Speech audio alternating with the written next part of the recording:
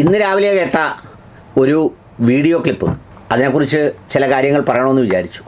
മദ്രസയിൽ ചൊല്ലിക്കൊടുക്കുന്ന ഒരു പ്രതിജ്ഞയുടെ ഭാഗങ്ങളാണ് അതിലുള്ളത്.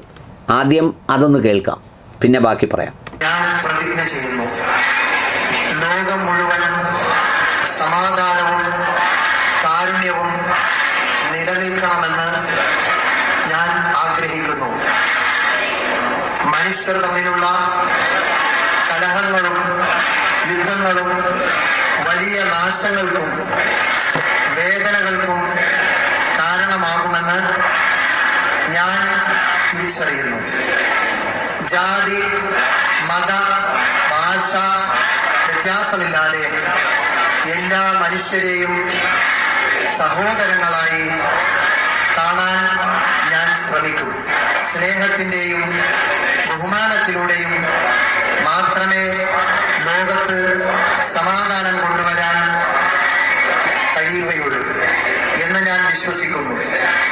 അശരണരെ സഹായിക്കാനും പ്രകൃതിയെ സംരക്ഷിക്കാനും സമാധാനത്തിന്റെ സന്ദേശം പ്രചരിപ്പിക്കാനും ഞാൻ എപ്പോഴും സന്നദ്ധനായിരിക്കും. എൻ്റെ ലോകം സമാധാനത്തിൻ്റെതാകട്ടെ. ആമീൻ യാ റബ്ബൽ ആലമീൻ. അല്ലാഹു അക്ബർ, അല്ലാഹു അക്ബർ, അല്ലാഹു അക്ബർ വലില്ലാഹിൽ ഹംദ്. ഇതൊരു മദ്രസയിലെ പ്രതിജ്ഞാവാചകം ചൊല്ലിക്കൊടുത്തത് കേട്ടതാണ്. നല്ലതാണ്, അഭിനന്ദനാർഹമായ കാര്യമാണ്. ഈ പ്രതിജ്ഞയാണ് യഥാർത്ഥത്തിൽ പ്രവാചക ജീവിതത്തിൻ്റെ ഒരു സത്ത എന്ന് പറയുന്നത്.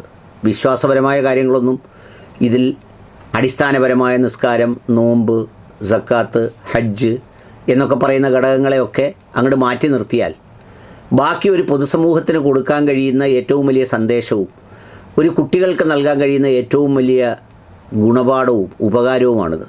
സത്യത്തിൽ മദ്രസകളിലൊക്കെ എത്രയോ നാളുകൾക്ക് മുമ്പ് ഈ മനുഷ്യരും സമൂഹവുമായി ബന്ധപ്പെട്ട വിഷയങ്ങളൊക്കെ ടേക്കപ്പ് ചെയ്യേണ്ടതാണ് എന്ന് പറഞ്ഞാൽ അതല്ല എന്ന് വിശ്വസിക്കുന്ന കുറേ പേരുണ്ടായിരുന്നു. ഇപ്പോഴും കുറേ പേരൊക്കെ ഉണ്ട്. അതിനൊക്കെ മാറ്റം വരണം. അതിനൊന്നും യാതൊരു അർത്ഥവുമില്ലെന്ന് തോന്നണം. നമ്മളൊക്കെ ഇങ്ങനെയൊക്കെ പറഞ്ഞു പോയാൽ, ഇങ്ങനെയൊക്കെ ചെയ്തു പോയാൽ, ഇങ്ങനെയൊക്കെ പറഞ്ഞു പോയാൽ എന്തോ വലിയ സംഗതി, പള്ളി ഇതിനൊന്നും വേണ്ടിയുള്ളതല്ല, അല്ലെങ്കിൽ മദ്രസ ഇതിനൊന്നും വേണ്ടിയുള്ളതല്ല എന്ന് വിശ്വസിക്കുന്ന കുറച്ച് കൂസ്മാണ്ടങ്ങളെങ്കിലും ഉണ്ട്. എന്നാൽ നല്ലവരായ ഒരുപാട് അധ്യാപകരുമുണ്ട്. ഞാൻ എൻ്റെ ഏറ്റവും പ്രിയപ്പെട്ട മദ്രസ അധ്യാപകരോട് പറയുന്നത്, അടിസ്ഥാനപരമായ കാര്യങ്ങളൊക്കെ നിങ്ങൾ പഠിപ്പിച്ചോ, ബാക്കി കുറച്ച് സമയം സ്പെഷ്യലൊക്കെ പരിപാടികൾ വെച്ച് കുട്ടികൾക്ക് പൊതുസാമൂഹിക കാഴ്ചപ്പാടുകൾ ഉണ്ടാക്കി കൊടുക്കുന്ന ഇടങ്ങൾ.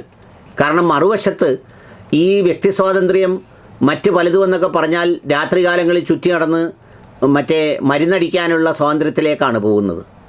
ആ സ്വാതന്ത്ര്യത്തിൻ്റെ പരിമിതി എവിടം വരെയാണ്, അല്ലെങ്കിൽ എവിടം വരെ നിങ്ങൾക്ക് പോകാമെന്നുള്ളതിനെ സംബന്ധിച്ച് ആ സ്വാതന്ത്ര്യത്തെ കൂടി ഉൾക്കൊണ്ടുകൊണ്ട് ഉള്ള ഒരു ചിന്താധാരയൊക്കെ മദ്രസാധ്യാപകർ കൂടി ഉണ്ടാക്കേണ്ടത് ആവശ്യമാണ്. മദ്രസയിൽ ഇതൊന്നും പറയത്തില്ല, ഇങ്ങനെയൊന്നും വേണ്ട, ഇത് മാത്രമേ ഉള്ളൂ, അങ്ങനെ ആയിക്കൂടാ, എന്താടാ ഒറ ചാടറ എന്നൊന്നും പറഞ്ഞാൽ ഇപ്പോൾ പിള്ളേർ നിൽക്കില്ല.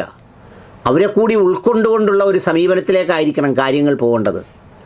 അവർക്ക് കൂടി പ്രയോജനപ്പെടുന്ന അപ്പോൾ പ്രധാനപ്പെട്ട ദിവസങ്ങൾ വരുമ്പോൾ ആ ദിവസങ്ങളുടെ പ്രത്യേകത എന്താ, വിഷു എന്താണ് ഹൈന്ദവ സഹോദരന്മാർ ഉദ്ദേശിക്കുന്നത്, അത് കുട്ടികൾക്ക് പറഞ്ഞു കൊടുക്കുന്നതുകൊണ്ട് ഒരു പ്രശ്നവുമില്ല. ഈ സമൂഹത്തിൽ അവർ ജീവിക്കുന്നവരാണ്. പിന്നെ അവരുടെ സ്വാതന്ത്ര്യം എന്താണ്, ആ വ്യക്തി സ്വാതന്ത്ര്യം എവിടം വരെ പോകാം, അതിനൊക്കെയുള്ള താല്പര്യപൂർവമായ കാര്യങ്ങളെ സംബന്ധിച്ച് ഈ മഹല്ലുകൾ, മദ്രസാധ്യാപകരുടെ പറഞ്ഞിട്ട് കാര്യമില്ല. പാവത്തങ്ങൾക്ക് ഓളെ മുക്കാ കാശ് വല്ലപ്പോഴും കൊടുക്കുന്നിടത്ത് അവരെന്ത് ചെയ്യാനാ? ഈ ജമാഅത്തുകളൊക്കെ അക്കാര്യങ്ങളിൽ കൂടി മുൻകൈ എടുക്കണം. കുറേ പള്ളി അങ്ങ് പൊക്കി പണിഞ്ഞ് കുറേ തൈക്കാവുകളൊക്കെ വീണ്ടും വലത്തി പണിഞ്ഞ് അതുകൊണ്ടൊന്നും കാര്യമില്ല. ഈ തലമുറകളെ രക്ഷപ്പെടുത്തി വിട്ടാലുണ്ടല്ലോ ബാക്കി കാര്യങ്ങൾ അവർ പണിഞ്ഞോളും. ഒരു ചൈനീസ് പ്രോവർബ് ഉണ്ട്, if you give a man a fish that is sufficient for the day, if you taught him how to fish that is sufficient for his life.